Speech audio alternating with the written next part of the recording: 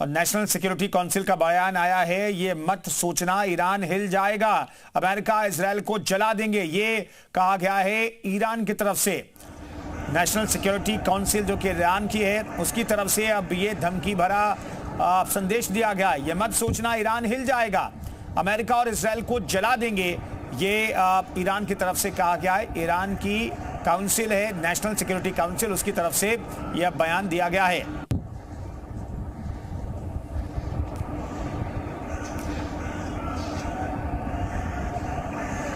धमाके की तस्वीरें जो ईरान से निकल करके सामने आई उसकी तस्वीरें आपको दिखा रहे हैं। एक के बाद एक धमाकों से किस तरीके से ईरान में तबाही मची है, तेहरान में खास तौर पर, वो तस्वीरें आपको दिखा रहे हैं।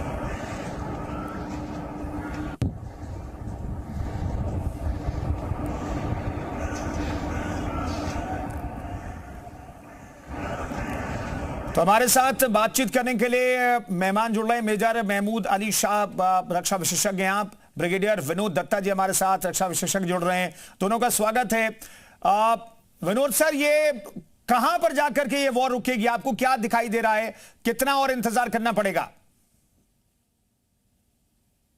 देखिए, अभी तो आगाज है और अमेरिका ये कोशिश करेगा, क्योंकि अमेरिका के लिए काफी बड़ी जीत है कि उसने जो वहां की पॉलिटिकल लीडरशिप थी, जो मिलिट्री लीडरशिप थी, दोनों को खत्म कर दिया गया है। और अब अमेरिका चाहेगा कि वो इन गेन्स को अपने जो पॉलिटिकल ऑब्जेक्टिव्स हैं उसमें तब्दील करे और वो कंसोलिडेट करना चाहेगा इस सिचुएशन को। उधर से इजराइल भी इस पे प्रेशर डालेगा, लेकिन आप देखिए ऐसा नहीं है कि ईरान को इस सिचुएशन की तवक्को नहीं थी, क्योंकि ईरान इजराइल को भी अच्छी तरह समझता है और अमेरिका से उसकी पुरानी अदावत है। तो इन सब चीजों को देखते हुए ईरान अब जो नई लीडरशिप इसमें मतलब उभर के आएगी, क्योंकि उनके पास होने के लिए अब कुछ नहीं है ईरान, क्योंकि ईरान अगर वैसे चेंज ऑफ रिजीम एक्सेप्ट करता है तो वैसे इन लोगों के खिलाफ मुकदमे करके इनको जेलों में भर दिया जाएगा या इनको फांसी दे दी जाएगी। तो वो यही कर रहे हैं कि साहब हमारा लास्ट डिच एफर्ट है कि हम किसी भी तरीके से अमेरिका को मतलब इस लॉन्ग ड्रॉन एंगेजमेंट में इन्वॉल्व रखें और जो इमदाद उनको रूस, चीन या नॉर्थ कोरिया या टर्की से आए उसके बलबूते पे ये इस युद्ध को आगे ले जाएं, क्योंकि वैसे भी ईरान की कोई माली हालत उतनी अच्छी नहीं है और अमेरिका भी ऐसी कंडीशन से गुजर रहा है, क्योंकि इजराइल भी आप देखिए पिछले 3 साल से ज्यादा हो गए उसको युद्ध में रहते हुए, तो उसकी इकोनॉमी पे भी प्रश्न चिन्ह लगे हुए हैं। तो इन सब चीजों को देखते हुए ईरान ने इसका आकलन किया है और अगर उसको सही इमदाद सामरिक तौर पे और सपोर्ट और किसी तरह के सपोर्ट में रशिया, चाइना या नॉर्थ कोरिया से आ जाती है तो वो इस युद्ध में टिका रहेगा। हालांकि वो बिल्कुल डायरेक्ट कन्फ्रंटेशन या मतलब कोई इस तरह के एंगेजमेंट पे नहीं जाएगा और अपने जो प्रॉक्सी उसके जो सपोर्टर्स हैं, वो चाहे वो हमास हो, हिजबुल्लाह हो या हूती हो, उनका भी प्रयोग करेगा और अमेरिका के लिए थोड़ी मुश्किलें क्रिएट करने की कोशिश करेगा। मेजर शाह, थोड़ी देर पहले बयान आया, सिक्योरिटी काउंसिल का बयान आया वहां से, ईरान से, कि भाई हम जवाब देंगे और माकूल जवाब देंगे। आपको लगता है क्या कि इस तरह का रिटेलिएशन होगा कि बहुत बड़ा नुकसान मिलिट्री बेसिस जो अमेरिका के हैं मिडिल ईस्ट में और इजराइल में नुकसान देखने को मिलेगा? बल्कि पीछे ले जाती है। जो भी प्रोग्रेस, जो भी डेवलपमेंट आप कर रहे होते हैं, सब कुछ खाक में मिल जाता है बिल्कुल। तो जी हाँ, नुकसान तो होने वाला है। जैसे कि ब्रिगेडियर साहब ने बिल्कुल सही बताया, ब्रिगेडियर दत्ता साहब ने, कि ईरान के पास खोने के लिए अब क्या है। आप वो ही डरता है जिसको खोने के लिए कुछ हो। ईरान ने जो खोना था खो चुका है। अब ईरान अगर वो चीज ऑफ रेजिम एक्सेप्ट करता है, अगर आयतुल्लाह खमेनी के साहब चीज ऑफ रेजिम एक्सेप्ट करते तो या तो इनको एक्साइल कर दिया जाता या जेलें बंद कर दिया जाता या तो उनको एग्जीक्यूट कर दिया जाता। तो इनके पास मतलब यानी कि आगे खाई पीछे कुआं, इनके पास कोई चॉइस नहीं थी और नहीं है कि डट के बस लड़ें।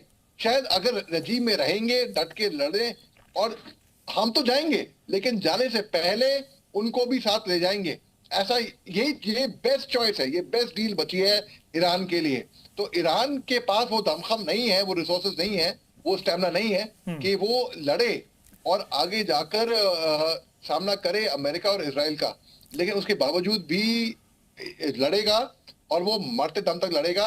आप आयतुल्लाह खमीनी साहब की जब चले जाने के बाद उनके मंसूबे और मजबूत हो गए होंगे, मैं ये तो कहूंगा। ये नहीं बोलूंगा कि वो डिमोरलाइज हो गए। हाँ, दुख तो होता है, डिमोरलाइज हॉल का होता है, लेकिन उन्होंने बोला, जब आयतुल्लाह खमीनी साहब 86 ईयर ओल्ड, जो कि 1939 बॉर्न है, जिनका एक राइट हैंड पैरालाइज था, उनके ऊपर असैसिनेशन प्लॉट्स हुए थे, जो कि प्रेसिडेंट रह चुके थे ईरान के, वो उन्होंने सरेंडर नहीं किया, तो उनके जो बेटे हैं मुज्तबा खुमैनी, वो क्यों सरेंडर करेंगे? वो क्यों अमेरिका की बात मानेंगे? और अमेरिका ने ऐसी शर्तें रखी थी कि भाई जी। सर मैं लौटता हूं आपके पास। ब्रिगेडियर दत्ता, हमें समझाइए, दरअसल सिर्फ एयर स्ट्राइक के साथ आप कहीं पर कब्जा नहीं कर सकते, आपको ग्राउंड पर जाना पड़ता है। सत्ता परिवर्तन की बात हो या फिर पूरी तरीके से कंट्रोल करने की बात हो, तो अभी तो सिर्फ एयर स्ट्राइक की तस्वीर हमने देखी है। इसके आगे क्या नेक्स्ट स्टेप, क्या आगे हो सकता है? देखिए, अगला स्टेप यही रहेगा कि अमेरिका बदस्तूर ईरान के ऊपर प्रेशर बनाएगा और उधर इजराइल से कहेगा कि साहब आप भी इस पे करें, क्योंकि ईरान की सबसे बड़ी वीकनेस जो है कि उसके पास जो फजाइया है, जो एयरफोर्स है, वो बिल्कुल नहीं है। और उसका जो स्ट्रॉन्ग पॉइंट है वो इंटीग्रेटेड गाइडेड मिसाइल सिस्टम है। लेकिन इंटीग्रेटेड गाइडेड मिसाइल सिस्टम अगर आप देखें तो पिछले युद्ध में जो जून 2025 में हुआ था, करीब 700 मिसाइल उसने खर्च किए थे। उसके जखीरे में करीब 2,500 से 3,000 मिसाइल्स है। 50 मिसाइल लीडर उभर के आता है, उसका असैसिनेशन कराएगा। और इजराइल एक ऐसा देश है जिसको इसमें महारत हासिल है। बिल्कुल और उसके हिसाब से वो फिर समय लौटता हूं। मेजर साहब, अब अगला रणनीति जो है, अगला कदम मैं इजराइल की भी समझना चाहूंगा, क्योंकि अब तो ये कहा जा रहा है जो राजधानी है तेहरान, वहां पर अब अंदर घुस करके मार रहा है, मिसाइल से अटैक हो रहा है। अभी तक military establishment, air defence system को तबाह किया जा रहा था, अब यानी कि अंदर तक मिसाइल अटैक हो रहा है। मतलब अब खुला आसमान है क्या इजराइल और अमेरिका के लिए, कि आप जहां चाहें वहां मिसाइल दाग सकते हैं?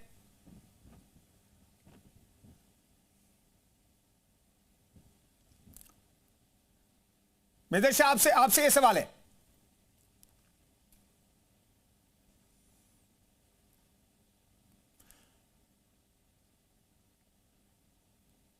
शाह साहब, सुन रहे हैं आप मुझे?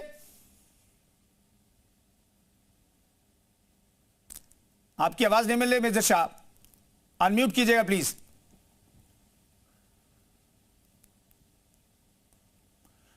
चलिए, उन तक आवाज नहीं पहुंच पा रही है। ब्रिगेडियर दत्ता, आप इस सवाल का जवाब देना चाहेंगे? क्या अब खुला आसमान मिल गया है इजराइल और अमेरिका को, जहां चाहे वहां पिन पॉइंट आप मिसाइल दाग सकते हैं? हाँ, बिल्कुल, इसमें कोई शक ही नहीं है, क्योंकि देखिए उनका जो एयर मतलब एयरफोर्स तो है ही नहीं। एयर सुपीरियरिटी की तो हम बात ही क्या करें, क्योंकि उसको बिल्कुल उसके जो जहाज आते हैं, चाहे वो इजराइल से आए चाहे अमेरिका से आए, उनको एक फ्री रन है। उन्हें मालूम है कि हमारे मतलब कोई भी मतलब मिसाइल या कोई रडार सिस्टम उनको कैच नहीं कर पाएगा। तो ये सबसे बड़ा एडवांटेज दोनों जो फोर्सेस हैं, इजराइल और अमेरिका की, और ईरान के लिए ये एक बहुत बड़ा डिसएडवांटेज है। लेकिन अगर उनके पास ईरान का मेन मकसद ये रहेगा कि जो उनके एयर डिफेंस सिस्टम है या जो रडार सिस्टम है, उनको वो जाके ध्वस्त करे, क्योंकि आप देखिए आयरन डोम सिस्टम है या अमेरिका का थार्ड सिस्टम है। ठीक है सर, आप धन्यवाद इस चर्चा में शरीक होने के लिए आपका, मेजर शाह और ब्रिगेडियर दत्ता, बहुत बहुत धन्यवाद इस चर्चा में शरीक होने के लिए, एक्सपर्ट कमेंट के लिए। फिलहाल